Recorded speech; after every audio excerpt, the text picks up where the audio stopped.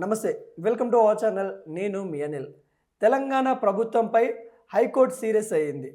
ఏదైతే గిరిజన విద్యార్థులు అదేవిధంగా ప్రభుత్వ పాఠశాలలో చదువుకుంటున్న మధ్యాహ్న భోజన పథకంలో మరి ఫుడ్ పాయిజన్ వల్ల ఇబ్బంది పడ్డ విషయం మనకైతే తెలుసు.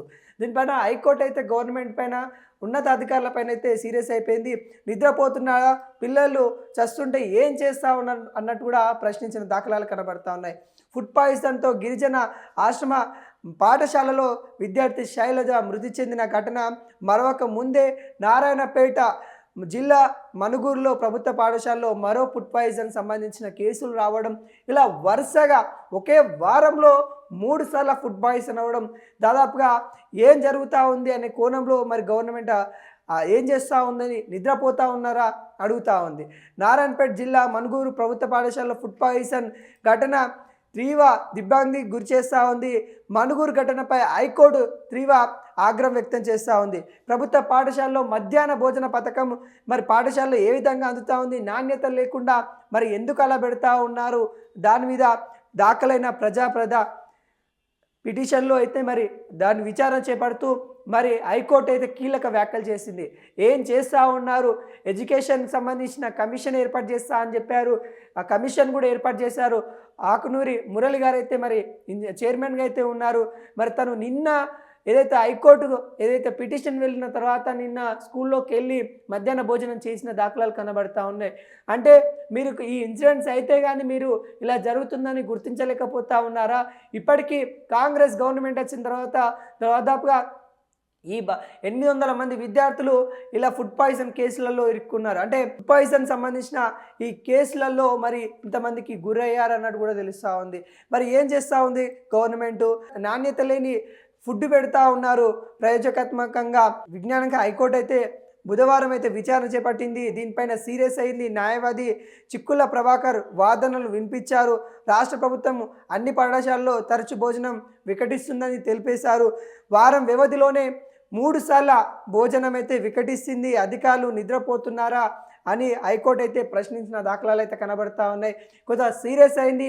దీనికోసం ఫుడ్ డ్రైవ్ కోసం అయితే ఏదైతే ఫుడ్కి సంబంధించిన ఇలా ఫుడ్ పాయిజన్ అవుతా ఉంది కాబట్టి మరి గవర్నమెంట్ కూడా చాలా సీరియస్ అయితే ఉంది. అధికారులకి కొంత అలర్ట్ చేసింది. వీరు కూడా మరి తరచుగా మరి కలెక్టర్లు కానీ లేకుంటే సంబంధిత అధికారులు కూడా స్కూల్లోకి వెళ్ళి మధ్యాహ్న భోజనం మీరు చేయాలి, ఫుడ్ డ్రైవ్ ఏర్పాటు చేయాలన్నట్టు కూడా మరి క్లియర్ కట్గా గవర్నమెంట్ అయితే చెప్తా ఉంది. సంబంధిత అధికారులని సీరియస్గా తీసుకున్నది మరి గవర్నమెంట్ కూడా. ఎందుకంటే దాదాపుగా వారం రోజులనే 3 ఘటనలు జరగడం, మరి గవర్నమెంట్కి మరి ఏం చేస్తూ ఉంది, నిద్రపోతూ ఉందని కూడా హైకోర్టు కొంత సీరియస్ అయిన దాఖలాలు అయితే కనబడతా ఉన్నాయి. ఈ వారం రోజులలో 3 సార్లు వికటించింది. మరి ఒకవైపు కాంగ్రెస్ సంబంధించిన మరి మంత్రివర్గంలో ఉన్న వాళ్ళు ఏం చెప్తా ఉన్నారు, బయట ఫుడ్ వల్ల ఇలా అవుతా ఉందని చెప్తా ఉన్నారు. విద్యార్థులు చెప్తా ఉన్నారు, మేము బయటికి అక్కడ ఆశ్రమం కాబట్టి అక్కడ గేట్లకన్నీ తాళాలు వేస్తున్నాయి, మేము బయటికి వెళ్ళే ఛాన్స్ కూడా ఉండదు. మరి వాళ్ళు ఆరోపిస్తూ ఉన్నారు. ఇక్కడ మంత్రివర్గం ఉన్న వాళ్ళకు కూడా మరి ఏం జరుగుతూ ఉందనే క్లారిటీ లేకుండా జరిగింది. వాళ్ళు నిజంగానే బయటికి వెళ్ళి తినడం వల్ల ఇట్లా అయిందా, ఒకరు బయటికి వెళ్ళి తినడం వల్ల ఇట్లా అవ్వచ్చు అంటే 20 మంది 30 మంది గురైనప్పుడు వాళ్ళ ఫుడ్ పాయిజన్కి అంతమంది ఇబ్బంది పడుతూ ఉన్నప్పుడు మరి ఏం జరిగిందనే కోణంలో మరి గవర్నమెంట్ తెలుసుకోలేకపోయింది. హైకోర్టు ప్రశ్నిస్తూ ఉంది. అధికారుల నిర్లక్ష్యం వల్లనే మరి ఇదంతా జరుగుతూ ఉంది. మరి ఏం చేస్తూ ఉన్నారు మరి అనే ఆగ్రహం అయితే అయింది.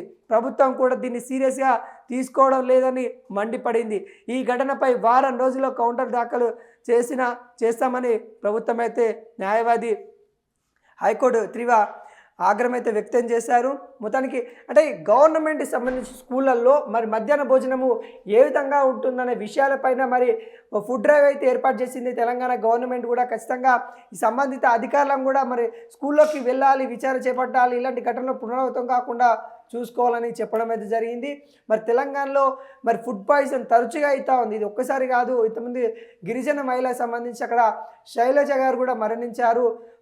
వాగిడికి సంబంధించిన గిరిజన స్కూల్లో తను చదువుకుంటా ఉంది. తను చదువుకుంటున్న నేపథ్యంలో ఆమె అక్కడ ఫుడ్ పాయిజన్ అయ్యి 3 నిమ్స్ హాస్పిటల్లో చేరిన విషయం తెలుసు. ఆ 3లో శైలజ గారు మరణించిన విషయం కూడా మనకు తెలిసిందే. అంటే ఇలా పిల్లల ప్రాణాలతోని ఆడుకుంటా ఉన్నారా? విద్యార్థుల ప్రాణాలంటే మీకు లెక్కలేదా అనే విషయాలు హైకోర్టు అయితే సీరియస్గా వార్నింగ్ రూపంలో అయితే ఇచ్చింది.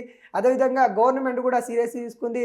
విద్యా కమిషన్ చైర్మన్ ఆకునూరి మురళి గారు కూడా మరి సీరియస్గా ఉన్నట్టు కూడా కనబడతా ఉంది. దీనిపైన ఇప్పటికే ఫుడ్ డ్రైవ్ కమిటీ ఏర్పాటు చేశారు. వీటికి సంబంధిత అధికారులకు కూడా అలర్ట్ చేసిన దాఖలాలు అయితే కనబడతా ఉంది. ప్రతి కలెక్టర్ కూడా వాళ్ళకి సంబంధిత ఏదైతే స్కూల్కు ఉన్నావో స్కూల్కి ఖచ్చితంగా వెళ్ళి మరి మీరు అక్కడ భోజనం చేయాలని కూడా ఆదేశాలు ఇచ్చినట్టు కూడా తెలుస్తూ ఉంది. ఇలాంటి ఘటనలు పునరావృతం కాకుండా గవర్నమెంట్ అదేవిధంగా విద్యా కమిషన్ కూడా చూసుకుంటామని హైకోర్టు చెప్పిన దాఖలాలు అయితే కనబడతా ఉంది. ప్రజా సంబంధించి పిటిషన్ అయితే వేయడం అయితే జరిగింది. ఈ పిటిషన్లో భాగంగానే మరి ఇలా జరుగుతూ ఉంది. మరి ఈ స్కూళ్ళల్లో మధ్యాహ్న భోజనంలో ఇలా ఇష్యూ అవుతూ ఉంది. మరి గవర్నమెంట్ పట్టించుకోవట్లేదు. మీరు ఇన్వాల్వ్మెంట్ కావాలి అని సుప్రీంకోర్టుని అయితే అడగడం అయితే జరిగింది. మరి సుప్రీంకోర్టు ఇన్వాల్వ్మెంట్ అయ్యి సీరియస్ అయిన దాఖలాలు అయితే కనబడతా ఉన్నాయి. మరి తెలంగాణ గవర్నమెంట్